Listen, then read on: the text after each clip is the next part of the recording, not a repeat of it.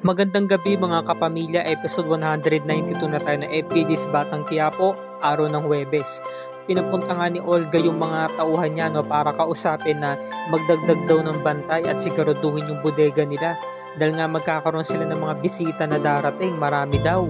Dahil ito yung araw mismo, sa Quiapo sila makikita-kita dahil nga itatalaga na nga ni Ramon si Tanggol sa mga kasosyo nila, di ba? Kaya kailangan nilang paghigpitin ng pagbabantay. Talagang pinaalahanan niya to. Ito na rin yung pagkakataon para talaga ipaniwala ni Tanggol na siya talaga yung tunay na anak. Samantala ito namang si Mokang nag-aayos sa sarili dahil nga alis na nga sila. Pupunta na nga sila ng simbahan ng Quiapo. Ngayon, napansin niya si Ramon na parang problemado. Sabi naman ni Ramon ayaw niya magsalita. Sabi niya wala lang to.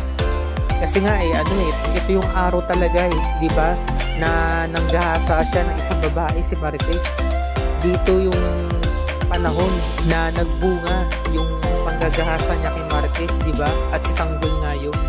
So, nagbigay ng payo si Mokang, sabi niya, pagdating sa mga transaksyon saka sa investment, hindi ako magaling dyan pero sa pagpapayo, pagdating sa pagninegosyo, maaaring makatulong ako. Ganito, kung sakaling hindi ka pa talaga nagtitiwala or kaya parang dihado ka ba sa kanya, edi hayaan mo na muna. Ngayon kapag nakita mo na magaling na siya maggawak ng negosyo, saka mo tutukan. Ganun, di ba? Kasi nga ang tinutukoy nga ni Ramon si Tanggol yun, yung anak niya. So binigyan niya ito ng pera, pandagdag daw sa mga gastusin. Sabi naman ni Mokang, sobra naman to. Pero sige, tatabi ko na to, maraming salamat. At handa na nga sila sa pag-alis. Ngayon, tumatawag itong si Olga kay David para nga ibalita na kailangan magkita sila sa ganitong lugar, sa mismong lugar ng Quiapo, dahil nga ipapakilala na siya mismo sa mga kasosyo nila sa negosyo, diba? Bilang siya ang bagong tagapagmana at anak ni Ramon, kaya kailangan maghanda siya. Sabi naman ni David, oo, nakahanda na ako na ang bahala, alam ko na ang gagawin ko. Kaya ayun, sabi naman ni Olga, mabuti naman kung ganun at nagkakasundo tayo, wala tayong magiging problema. Kailangan na talaga nating madaliin na mapaniwala ang lahat, lalo na yung si Ramon na ikaw talagang tunay niyang anak. Ngayon kinausap ni David si Camille at ipaghanda na raw yung kanyang mga kagamitan dahil alis na raw siya. At kapag naging successful daw ang lakad niya, mapopromote na raw siya sa pagkakataong ito. Diba? Magiging traidor Ang mangyayari kasi parang siya yung magiging lookout, diba? Para nga naman i-report sa tatay niya. Kung sakali merong anomalyang ginagawa tong si Ramon, i-raid ng tatay niya. So, ito na nga, sabi nung kanang kami ni Olga, ngayong araw na to, itatalaga na ni Sir Ramon si Tanggol bilang totoo niyang anak. Ano po ba? Papatayin na po ba natin si Tanggol? Sabi naman ni Olga na huwag mo kong pangunahan. Ngayong araw na to, kung saan nagbunga ang ginawa ni Ramon. Kaya ngayon ding araw to dapat siyang tupigin, sabi niya. Ngayon nakapagkita na nga siya sa ama niya. Sabi niya, nakahanda na raw lahat at nagkaroon doon ng kaunting salo-salo para mamaya para sa kanilang mga bisita. Sabi naman ni Don Julio, very good. Buti naman at asikaso na lahat. Alis na kayo. Sabi naman ni Ramon, Papa, Olga, mauna na kayo. At Severino, ko na ang bahala kina Papa, sa kapatid ko. Ihatid ko lang tong si Monique at susunod na ako. Sige po sir, ako na po ang bahala. Yan, hanggang sa umalis na nga sila. Dahil meron silang shipment ngayong araw sa mismong pista ng Quiapo. Talagang sinabay talaga nila para maging abala ang mga pulis. Hindi sila natatakot kahit may mga visibility ang mga pulis, di ba, sa buong kapaligiran. Ngayon ang haba ng pila at nalate na nga itong sina Tinding. Sabi naman ni Tinding kay Noy, tsatsagain mo to haba na ng pila. Sabi naman ni Tess, anak, papasok ka na. Nandito na kami. Opo, Nay, papasok na ako. Ngayon bago umalis si Santino, nagdasal muna siya sa Poong Nazareno. Pinalangin niya na sana po Papa Jesus, ikaw na po ang bahala sa pamilya ko gabayan mo po kami. Saka po sana bigyan nyo na po kami ng kaginawaan sa buhay. Yun lamang po, amin. Talaga mabuting anak to si Santino, no? Hanggang sa umalis na nga siya. Samantala, ito namang si Rigor, napansin niya si Mendoza na parang walang ibo kanina pa. Si Mendoza kasi talagang naalidbaran kina Lena sa kay Rigor. Sabi niya, wala naman, ikaw ba? May problema ka ba? Wala naman. Alam mo naman na itong araw na to talagang sariwang-sariwa pa rin sa akin ang pangyayari. 2 dekada na nakalilipas pero parang kailan lang ang nangyari. Yung lalaking yun, grabe ang ginawa niyang pambababoy sa asawa ko. Kahayupan. At nagbunga pa yung kawalang niya na ginawa niya. Nagkaroon pa ng tanggol. Binigay niya sa akin ang walang niyang batang yun na puro kamalasan at problema ang dinanas ng pamilya ko nang dahil sa kanya. Kaya nakabound pa rin sa akin ang sakit na yun. Sabi naman ni Mendoza, kung mo sisihin dito si Marites, hindi niyo yung kagustuhan.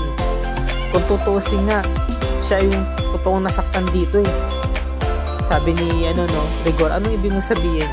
Nakita ko yung dalawa ni Lena na naghahalikan. Rigor, sinaktan mo ang asawa mo, niloloko mo siya. Sabi niya, na real talk dito si Rigor di ba? Kaya kung tutuusin, si Marites ang kawawa dito. Siya ang dihado dito. Dahil siya nang ang kawawa, tapos pinagmumukha mo pa na parang ikaw ang niloko niya. Ikaw tong iniputan sa ulo. Sabi niya, di ba? Pinagmumukha mo pa, nakasalanan niya ang lahat. Ginusto niya ang pangyayaring yun. Talagang na-real talk dito si Rigor buti nga sa'yo. Kasi wala sa lugar yung pagmamaktol niya Di ba parang bata lang? Ang sabi niya kasi parang iniputan doon sa ulo. Sabi ni Mendoza, kung issue dito yung pagkalalaki mo, hindi tamang rason yan. Sabi niya. Samantala, yung mga kakosa ni Bubbles, binibiro siya. Sabi niya sa babae, Bubbles, may lakad ka na naman? Oo, meron May inutos sa amin si Chip Espinas. Di kasama mo na naman yung man of your dreams. Sabi niya, mga baliw. Ako, kung mga pinagsasabi nyo, nako, ikaw lang naman na may kay dito, may crush. Yung crush pinagsasabi mo. Sabi na isang babae, oy, Bubbles pag alis ninyo, huwag mong kakalimutin yung mga bilin namin Kailangan nakanotang noo. Kailangan astigin. Kailangan matapang para hindi mahalata na weak ka. Kasi kapag bumigay ka kay tanggol, nako, yari na. Binibiro siya, kinakantsawan siya. Sabi ni Bubbles, oy, kayong dalawa. Kapag pumalpak tong mission namin na to, babalikan ko kayo. Yari kayo sa akin.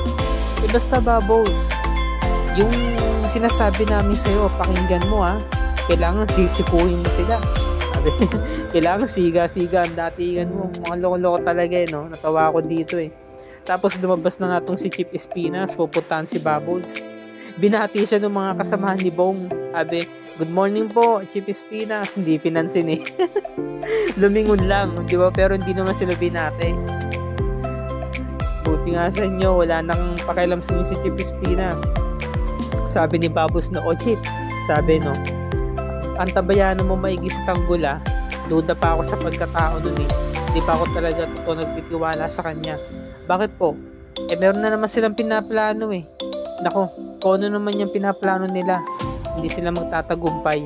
Alam naman natin na ikaw ang makapangyarihan dito Sabi ni Chip Espinas, kaya nga sabi, tingnan na lang natin kung magtatagumpay siya sa mga plano niya. Diba?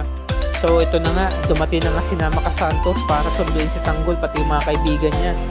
Nakita ni na Celso, ni Mayor. So alam na nila na meron na namang ipapagawa si Chip Espinas.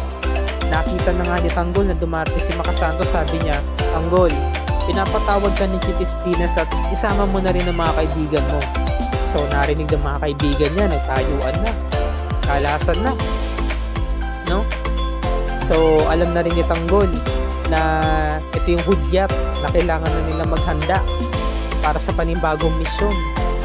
So yun, lumabas na nga sila ng selda. Nandito na nga sila sa covered court at nakita sila ng mga tauhan ni Bong, kasama si Bong. Ngayon sabi ni Celso, alam ko na mangyayari. Kaya kung ano man ang binabalak ni Tanggol, wag niya nang ituloy yung ngayong pagtakas. Ngayon sabi ng mga kaibigan ni Bong, talagang ang grupo na ni Tanggol ang pinalit sa atin Sabi nung isa nakapatay lang sila ng mga kasamahan natin. Kala nila malalakas na sila, sabi niya. Sabi naman nung maliit, sabi, kinakailangan na talaga natin silang patayin, Bong. Sabi naman ni Bong, no, hayaan nyo. Ipapakita ko sa mga batang Quiapo na yung kung sino talagang siga ng Zelda, sabi niya. Ako, malaking gulo to. Tahayot to, gulo-gulo na to. Hanggang sa nakarating na nga sila Tanggol at sabi nga ni Chief Espinas, kamusta kayo Tanggol? Handa na ba kayo? Opo. Baka naman yung mga kasamaan mong yan na maging problema para maging palpak ang mission na to. Sabi ng mga kaibigan niya si Nateng, naku hindi ho. Sanay na ho kami sa mga ganitong kalakaran. Marami na nga ho kaming napapatay. Marami na rin po kaming nakakalaban. Sabi naman ni Chief Espinas, no, hindi magaling. Mabuti kung ganun. Hindi tayo magkakaproblema. Alam nyo na palang gagawin nyo. Ito lang masabi ko sa inyo Tanggol, malaki ang kakalabanin natin ngayon. Malaking sindikato ito. Kaya naman ay sasamahan namin kayo. Huwag kayong mag-alala. May backup kayo, may kasama kayo, sabi ni Tanggol. No? Bakit naman ho kayo sasama sa amin, Chief Espinas? Kaya naman ho namin, sabi ni Makasantos, no? Naniniguro lang. Kasi malaki ang nakapatong sa kanila. Malaking pera ito na pinag-uusapan. Sabi naman ni Chief Espinas, Bubbles, ibigay mo na mga damit sa kanila. At naghihintay na sa kanila si Balatukan sa labas. Sige na, alis na ako. Maganda na kayo dahil susunod din ako. So ito yung mga magaganap sa mga susunod na episodes ng Batang Quiapo, mga kapamilya. Ito yung multo ng nakaraan sa kanilang lahat na ngayon ay unti-unti nanunumbalik at nakakaharap nila sa mismong araw ng pista ng itim na Nazareno sa Quiapo. Ito yung mga magaganap, ang dami, kaya wag natin itong palalagpasin. Kaya kung bago ka pa lamang sa akin channel, i-like mo ang video na to at i-share mo na rin sa iyong social media, i-click mo na rin ang subscribe at notification bell icon para lagi ka updated sa mga episodes na FPJ's Batang Quiapo and other ABS-CBN shows tulad nito. Maraming salamat po sa inyong panonood mga kapamilya, and God bless us all.